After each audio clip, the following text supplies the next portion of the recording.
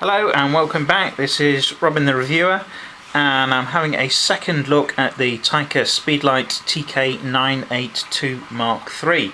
This is the 2.4 gig wireless Speedlight, and look, if you see the link below in the description for the unboxing video. Today I wanted to go through some of the basic setup of this, as it is a fairly high spec Speedlight, so there are plenty of options and lots of things to get configured on it to use it correctly for the purpose you want. Just before we start, it's just worth pointing out that the Speedlight, there are two versions of this. They both have the same model number. One is for Nikon and one is for Canon. You can't swap them between the two because the pin configuration on the base is different between the two. So if you're going to use it solely on camera, you wouldn't be able to swap between the two and still get the TTL functionality. It will probably work as a manual flash. I'm not even sure it would do that, but just be careful when ordering to order for the correct brand of camera. So I've already loaded the batteries, and you'll see they alternate in the battery bay on the side, 4 AA batteries. Now, in order to turn it on, you need to press and hold the on-off button. Don't just press it and think, oh, it's not working, it's going wrong. You need to press and hold, which is a good feature because that stops it in the camera bag inadvertently just getting tapped and turning on and running down the batteries. Although, that said, it does have a battery save feature, so it will reduce the wear on your batteries as best possible. So what we have available to us here are the all of the settings for the current mode, and we can see that it is in slave mode. It has a memory, so it always comes back where it was when you turned it off, and you can see the zoom setting down here. So the mode button here will take you through all the different options, and I am in slave mode, which means that those will not operate, so I need to clear.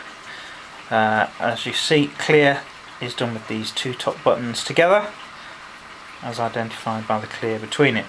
So now I can step through the modes, and I've got E-TTL, which would, I think, be i-TTL on the Nikon. I've got manual, and I've got multi. So on multi I can set the number of flashes and the frequency of the flash. Now, the higher frequency you go up to, the fewer consecutive flashes you can do. You can create quite a good strobe effect, so if you're using a long shutter on the camera and you use the multi, you can see various points of movement. Could use that with like golf club swing or something in motion where you want to capture it at various points. That's multi, and then we go back to E-TTL. So that's taking you through those modes there. Now, obviously, if we're operating in a less than bright environment, we might want the backlight, which is operated by this button here. We can turn it off again. This button also, if we press and hold this button, takes us into the functions. Now, there is a table in the user guide which tells you what functions do what, and you can, for instance, turn on and off the voice, which is voice prompt, which is just a beep to tell you that things have happened, and that puts a symbol up here. So that can be done through the functions, and you need to refer to the manual in order to work out which ones you want to change. So we've also got, over on this far right hand side, we've got the zoom button, so we can manually set a zoom level between 18 and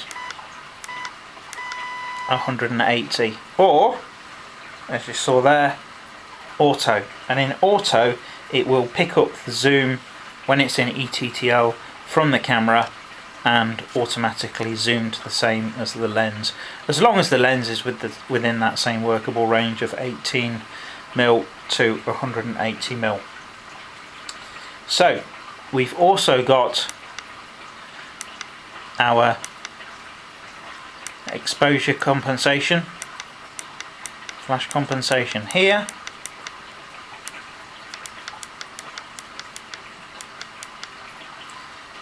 and our bracketing here.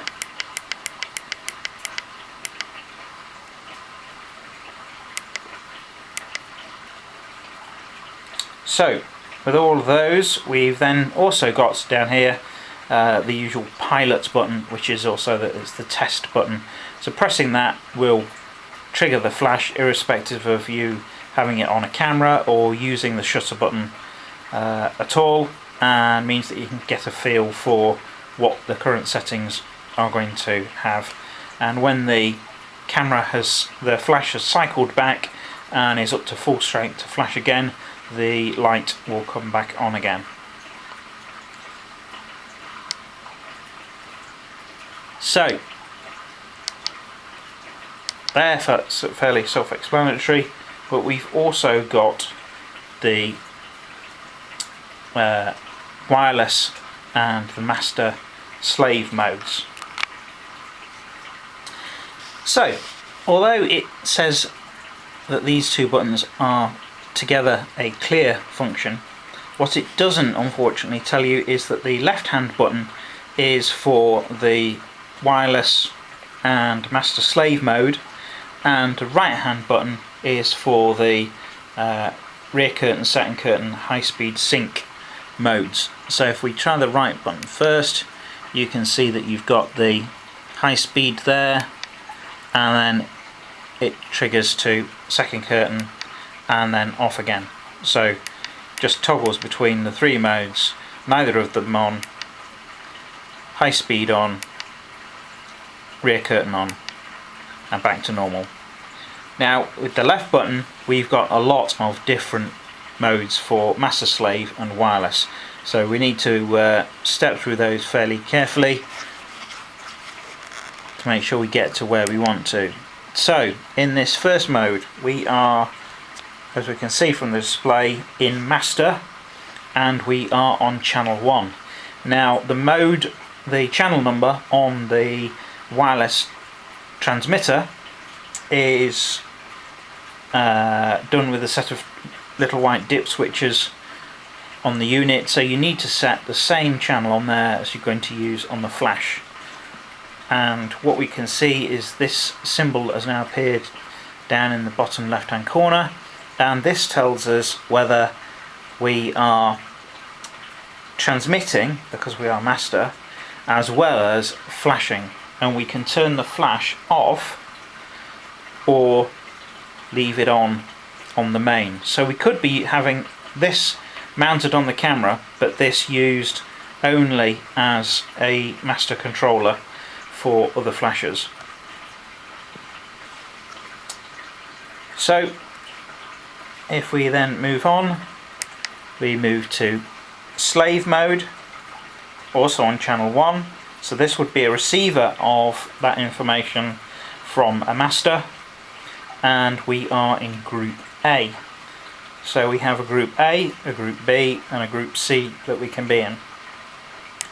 If we move on again, we are back to master, but instead of being wireless, if you noticed before there was the little wireless symbol here, we are master using infrared. Next we move on to being a slave for Canon, a slave for Nikon, and now we are on to this S1 slave, and it's took me a little while to work out, but in this mode we would normally use the flash gun like so, with the head pointing the opposite way to this area. What happens is this area is then sensitive to the flash of another flash gun. Now that doesn't need to be a Canon or a Nikon. In fact, it will work with a compact digital camera. So with a compact digital camera, when this area receives a flash, the flash gun operates. So handy feature. And that, turn that back round. There is S1, which does exactly what I've just said, firing on the first flash, and then we have S2, so if there is a little flash ahead for red eye or for gauging distance, then it won't fire on that one, it will fire on the second one. We are then back to the start. So that's gone through all the wireless modes, and what we'll do now is hook it up onto the camera and have a quick look at how the information looks once it's receiving information from the camera. So as you can see, we've now got the flash mounted on the camera, and the camera's on, and we've got the flash in the E-TTL mode. That means that when I part press the shutter, you can see the f-stop on the camera, and if I change the zoom on the lens, you can also see the lens is switching between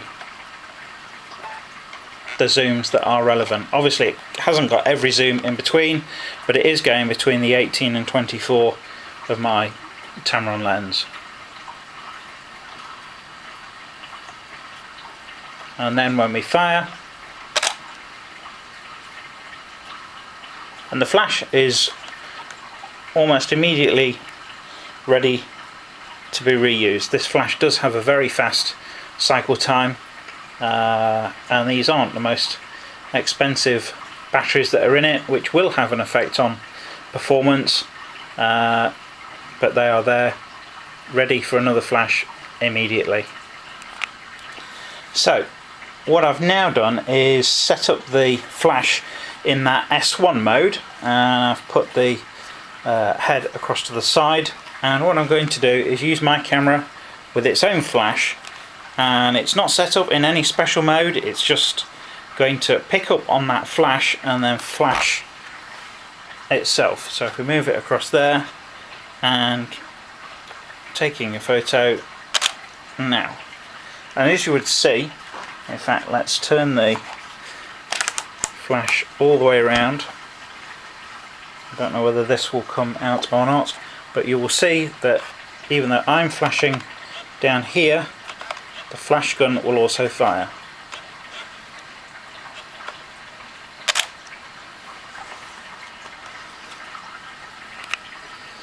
So just a couple of last things to point out.